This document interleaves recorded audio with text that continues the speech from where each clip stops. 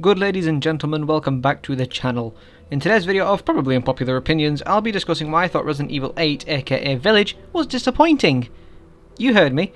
So this video is going to be attempting a new format review, so I hope you do enjoy it. It's something experimental for me. But a quick heads up, this video is going to be full spoiler mode for the game, so click away and come back once you've beat the game yourself, or just watch it anyway if you don't really care for spoilers and whatnot. Okay, so this game opens instantly completely different to the previous game. This time we get like a little animated cutscene of a book of the Village of Shadows, which is actually very nice foreshadowing for what's to come in the game, even though we do not know it yet. And it does make a return at the end to signify the foreshadowing and what it does represent, now at least. I think it's genius. Anyways, aside from that, rather than telling us about a disappearance of our wife over a course of 3 years, and that, she's presumed dead, we then have to go and find her in Louisiana, blah blah blah, none of that bullshit, no. Instead, this time we see Ethan and Mia being a happy family with their child Rose, which is when Chris Redfield decides to just bust down our front door and gun Mia down on the spot. Ouch. It is then we and our kid are kidnapped and taken to the middle of fucking nowhere with no signs of Chris or Rose. Perhaps he's taken her on boulder punching courses? I don't know. Anyways, this section presents to us a good introduction to the general enemy of the game, the Lycans. The loud, fast, and light to eat fingers. We are soon tasked with surviving a raid of these pricks, which can be either stressful or bullshit based on your selected difficulty. We then play the village demo section, beat for beat completely. I don't think there's anything different here, making us remember just how good Resident Evil 4 was, and soon we head into Castle Dimitrescu, of course, on the way that we get captured by our main cast of villains to come, and we essentially just have to survive like a little run-in with them. It's stressful, gorgeous, well presented, and honestly a lot of fun. This is a really well presented section of the game.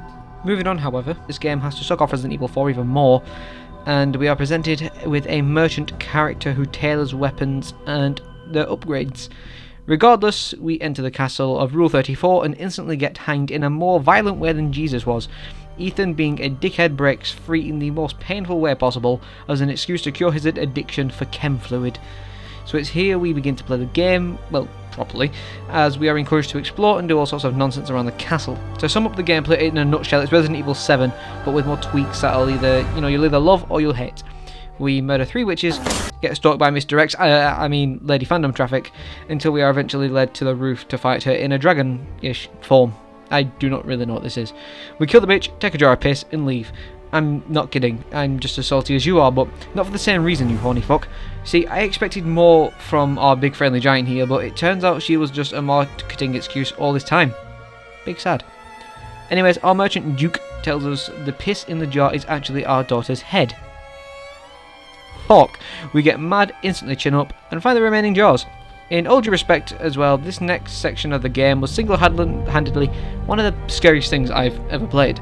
The doll house with the giant slug bug blood baby was fucking horrifying, and the doll search was just as stressful, but it's not as good as the baby thing. Unfortunately though, this is where Village peaks, and once you hit the peak, well, there's no other way to go but down, unfortunately. Our next point of interest is the disgusting vomiting fish man who serves as a terrible character, but has a decent gameplay section at least, I suppose. I'll just be taking this. The area's cool as well. He becomes an even bigger fish later on with an SCP for a tongue, so we kill him, get more piss flasks, and move on. Our next stop is the factory of Nicolas Cage impressionist Heisenberg. This section is bad. I'm just saying this now. It's boring, it's long, and it's very grey, and it's just uninteresting.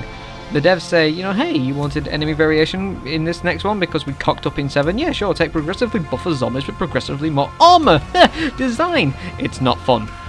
However, this section does end in a boss fight that you essentially control a digger with a gun for an arm and a chainsaw for another, and it's very fun in contrary to what we've just been through. It's very Resident Evil 4, I do like it. So, now that we have all the flasks, what happens next? Death! And I don't mean the villains, I mean us this time, Ethan. So some emo bitch basically just straight up rips out his heart from his chest. So we're just left to die at the end. Bye!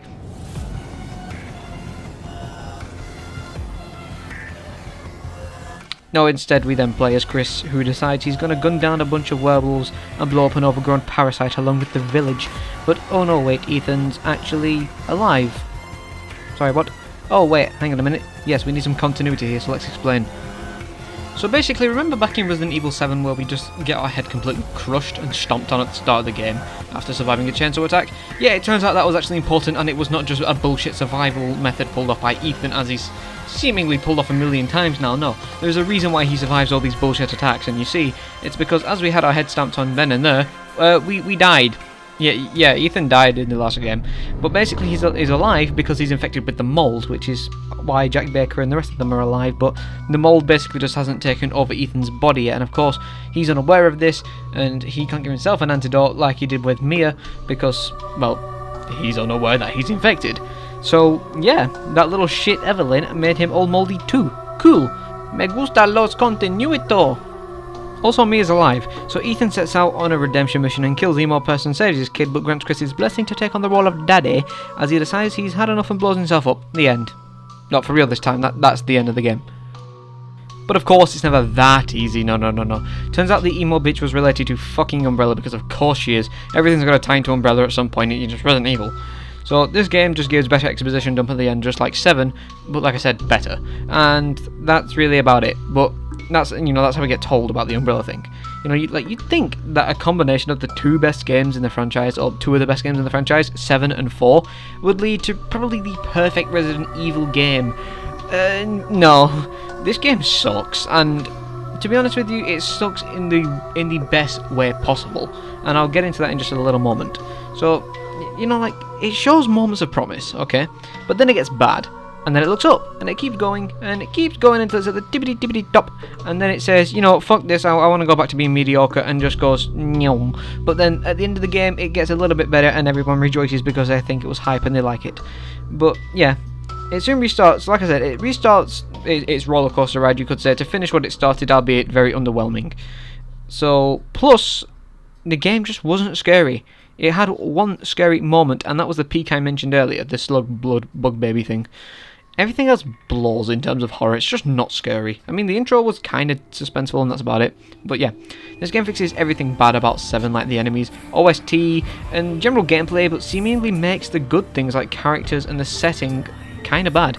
And don't get me wrong, the village is cool, it's really well designed, and there's loads of minor details.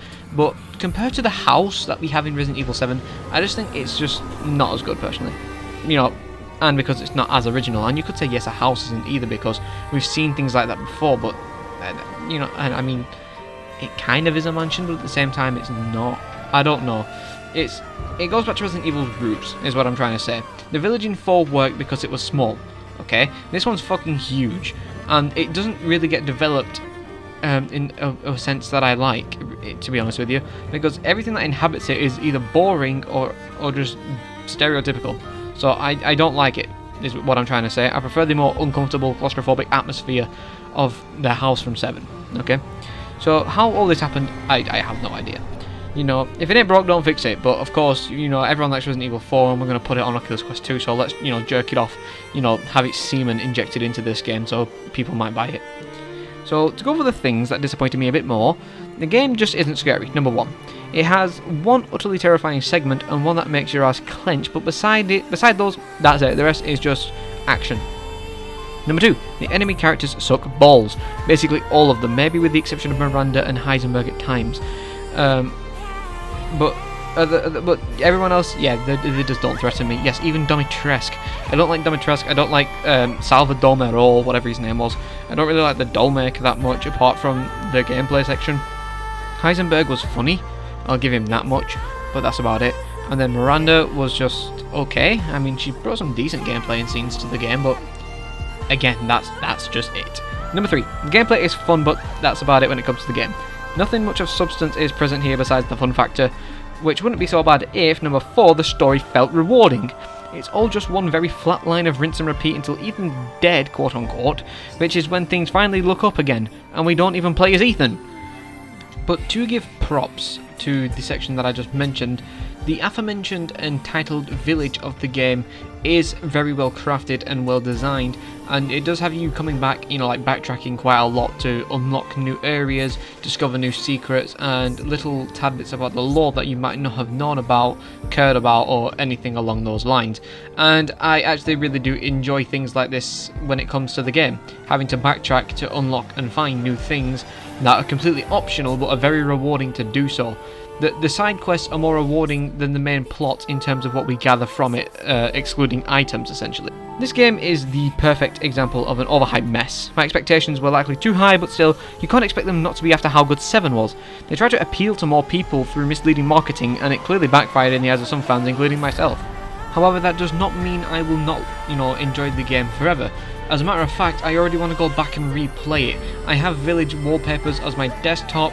I have the soundtrack on my playlist. Well, a few songs from the soundtrack on my playlist, anyways. The main theme, especially. There's a lot of things about the game that I did really enjoy. The visual presentation and all these other things. I did like the game in a sense, but it's nothing I, exactly would put on my top 50 games of all time. Maybe I'll have to think about that one. As a matter of fact, actually, but. Like I said, the game is extremely fun, and it is something I really do want to go back and play over and over again. It just has that replay value to it, because it's a lot more fast-paced than 7 was. But because of the lack of narrative, it doesn't stick with me as much, and it just feels like more of an excuse to go back and play something that I've already played, to get the trophy on and then maybe never touch again, It's really hard to describe. I understand the title and everything so far implies that I'm just bashing this game because I didn't like it, but that is far from the truth. The game disappointed me. That doesn't mean I didn't like it that much. Yes, I said it sucks, and I do still hold that opinion, but it sucks, like I said, for the right reasons. Because not only does, okay, I'm going to explain this as best I can. The narrative and everything else that was presented did disappoint me, but the gameplay did not at all. The gameplay is actually fantastic. If the narrative, and that includes characters and other things like that, was more like Resident Evil 7 in terms of how it progressed and how it felt rewarding, I would absolutely love this game. It would be in my top 10 games of all time probably, but because they fucked up in probably the most essential part of a story game, a narrative game, I just can't exactly fall in love with it the same way I fell in love with Resident Evil 7, even though I would rather replay this in a heartbeat, if that makes sense. But we do have to give credit where credit is due after all. The environments in this game are actually great, despite what I said earlier. Look, just because I don't like this thing more than the last thing doesn't mean it's not good. I can admit the setting in this game is good. It is really well designed, and it is, very carefully crafted. But in terms of how it makes me feel while playing, I just don't get that same sense of, dread and excitement and everything else that made 7 feel that much nicer. But again, this is just my opinion, so take it as you will. You don't exactly have to, take everything seriously that I say. At the end of the day, I'm just another idiot on YouTube expressing his opinion about a game that the internet seems to love for the wrong reasons. Anyways, going back on script, the environments in this game are great with so many minor details in each. The voice acting is good for Resident Evil standards at least, and the gameplay is very fun. The OST is fantastic, especially the main theme.